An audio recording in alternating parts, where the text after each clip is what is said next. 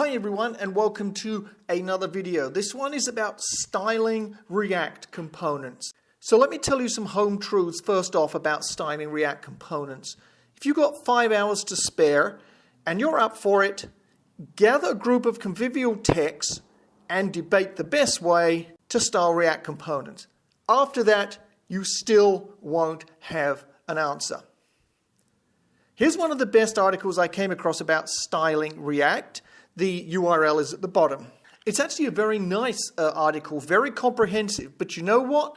Look at the most voted up comment. The guy posted, look, it's hilarious, he says. This is the 5th article I've read about CSS in React, and they're all the same. They all say, here is a bazillion tools you can use, just pick any one. And if that wasn't bad enough, you then go to the comments and somebody says, oh, you forgot this tool. Check it out.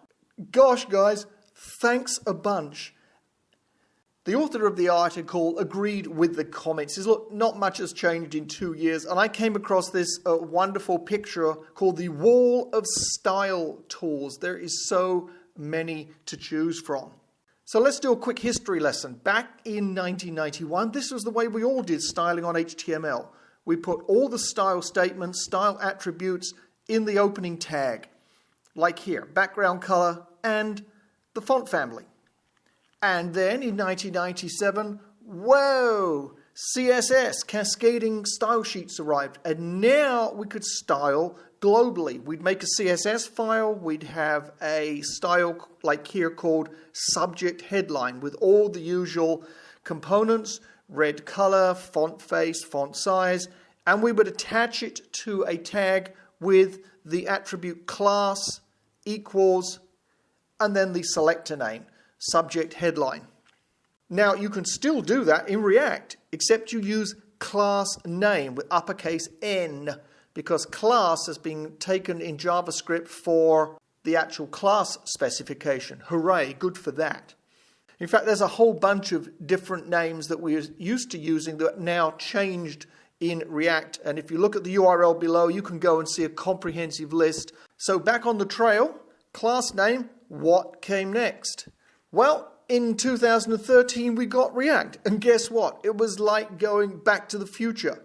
We now style at element level, or rather at component level, not globally anymore. Everyone is now giving the thumbs down to CSS, even though it's been a fantastic technology for, what's that, 14, 17 years.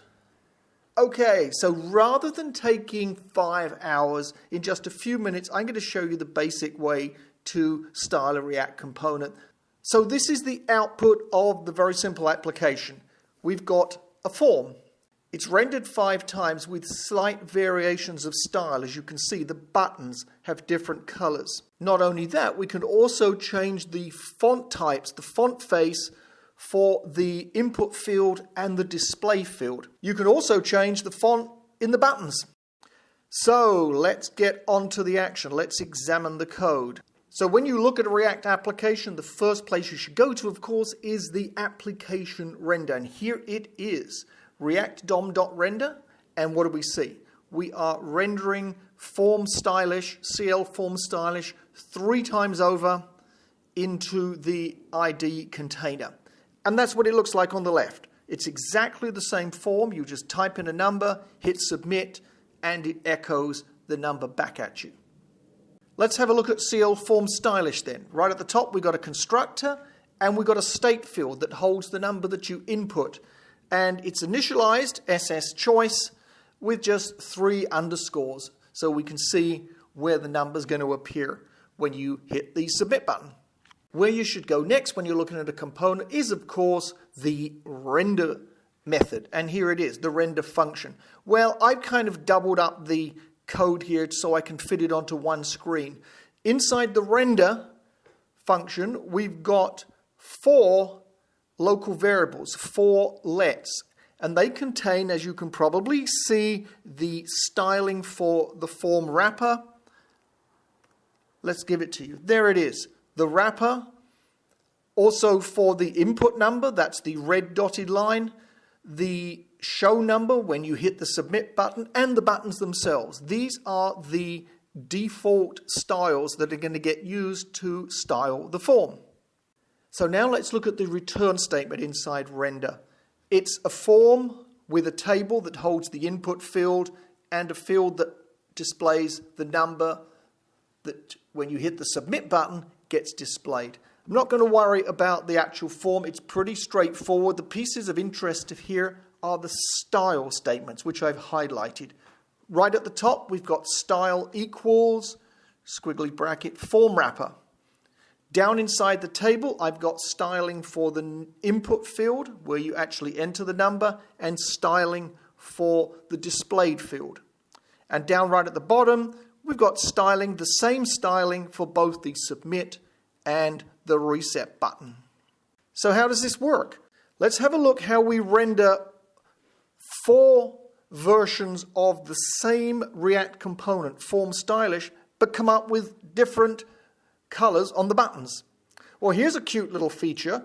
You can put the name of a property, here they are, danger, warning, success, without a value.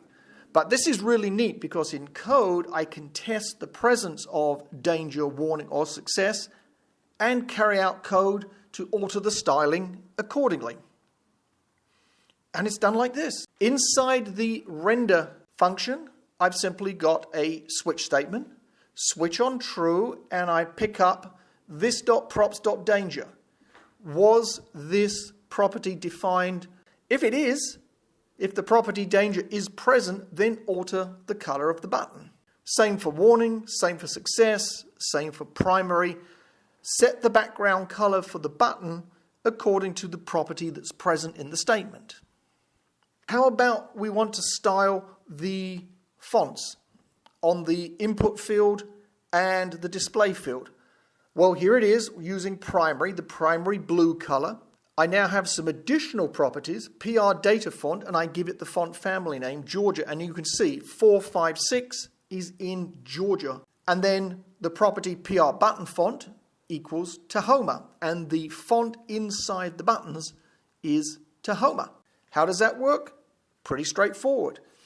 Inside the code, in the render function, I have some tests that look for if the PR data font is defined. If it is defined, meaning it's not undefined from this code as you can see, it just grabs the property values and dumps them into the input font family and the show number font family. Same again for the button font. Was this.props.pr button font defined? If it was, grab the value and dump it into ccButton.font family. Now, all of these samples are immediately available for you to download and test, examine, look at the code, steal it. These are the names of the files. Thank you for watching. Check the description box, guys, for where you can download all of these files and get them running on your boxes and be productive right away.